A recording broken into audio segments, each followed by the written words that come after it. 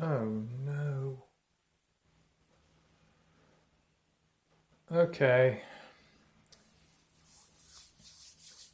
Here is an example for the problems like numbers 7 through 14. Again, the sine of a plus or minus b is equal to sine a cosine b plus or minus cosine a sine b. Cosine of a plus or minus b is equal to cosine a cosine b minus or plus sine a sine b. Tangent of a plus or minus b is equal to tangent a plus or minus tangent b divided by 1 minus or plus tangent a times tangent b. For problems like numbers 7 through 14, they're going to ask us to find the exact values of sine, cosine, and tangent for the given angles, whether those angles are given in degrees or in radians. So for the example I have chosen, the angle I created is 5 pi over 12. Now the book problems will go ahead and do this arithmetic for you, so I went ahead and did it for you. 5 pi over 12 is expressible as 3 pi over 12 plus 2 pi over 12, because 3 plus 2, of course, is 5. And then 3 pi over 12 reduces to pi over 4, and 2 pi over 12 reduces to pi over 6. So to find the exact value of sine of 5 pi over 12, I replace 5 pi over 12 with what it equals, pi over 4 plus pi over 6. Then I come up and I do the sine rhythm of sine, cosine, cosine, sine. The angle pi over 4 goes first. The angle pi over 6 comes second. Same thing here at the end, sine, cosine, cosine, sine. I go to my unit circle, I locate the angle pi over 4. Sine of pi over 4 would be the y-coordinate at the angle pi over 4, which is square root of 2 over 2.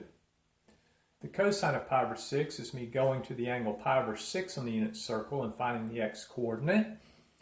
The x-coordinate of the point at the end of the angle pi over 6 is square root of 3 over 2. Same thing for pi over 4. Cosine of pi over 4, the x-coordinate there is square root of 2 over 2. And for sine of pi over 6, I go to the angle pi over 6. The y-coordinate there is 1/2. Multiplying these two fractions gives me square root of 6 over 4. Multiplying these two fractions gives me square root of 2 over 4.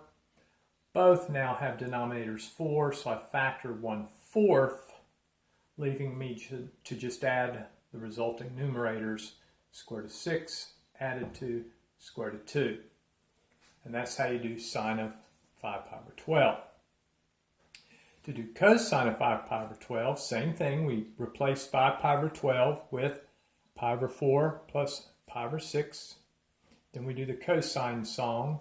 Cosine, cosine, sine, sine. And cosine changes the addition to a difference. Again, I go to the unit circle. Pi over 4, cosine of pi over 4 is the x-coordinate there, which is square root of 2 over 2. Cosine of pi over 6 is at the end of the angle pi over 6, the x-coordinate there, square root of 3 over 2. Sine of pi over 4, the y-coordinate at the angle pi over 4 is square root of 2 over 2. And for the angle pi over 6, sine of pi over 6 is the y-coordinate there, which is 1/2. Again, these two fractions, when multiplied, give me a denominator 4, so I factor the 1/4 to multiply the difference, square root of 2 times square root of 3, which is square root of 6, and square root of 2 times 1, which is square root of 2. And that concludes how we do cosine of 5 pi over 12.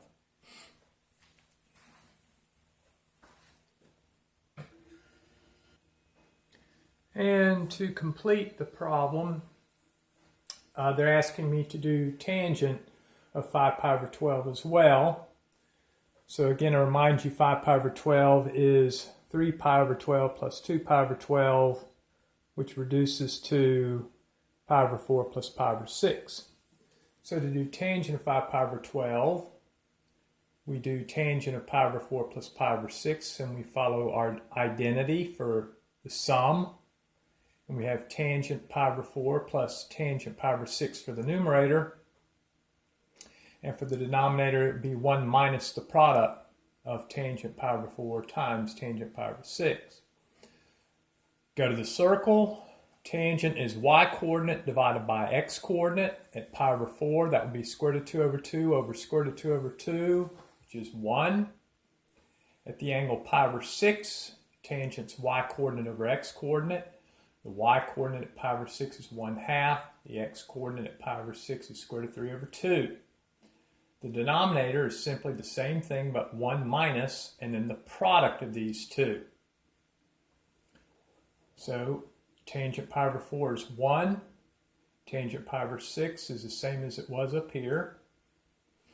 Now we're going to simplify. These two have the same denominator 2, so we rewrite that 1 plus 1 over square root of 3. Here we have 1 times fraction, which is fraction. It gives me 1 minus. Again, the 2's will cancel 1 over square root of 3. To simplify this fraction, let's just multiply top and bottom by the denominator square root of 3. Distribute. Square root of 3 times 1 is square root of 3. Square root of 3 times 1 over square root of 3 is 1. On the bottom, square root of 3 times 1 is square root of 3. Square root of 3 times 1 over square root of 3 is 1. The back of the book will probably rationalize that denominator. You don't have to for me. Okay? So that'll be as far as I need you to take it. All right, this will be enough for how you do 7 through 14. I tried to put up a video for numbers 1 through 6, but I don't know if I lost it or not. If I did, I don't want to go any longer than this for now, so make sure you watch this video and attempt to do those problems 1 through 14. Hopefully you will have seen this before we Zoom together tomorrow. All right, talk to you later.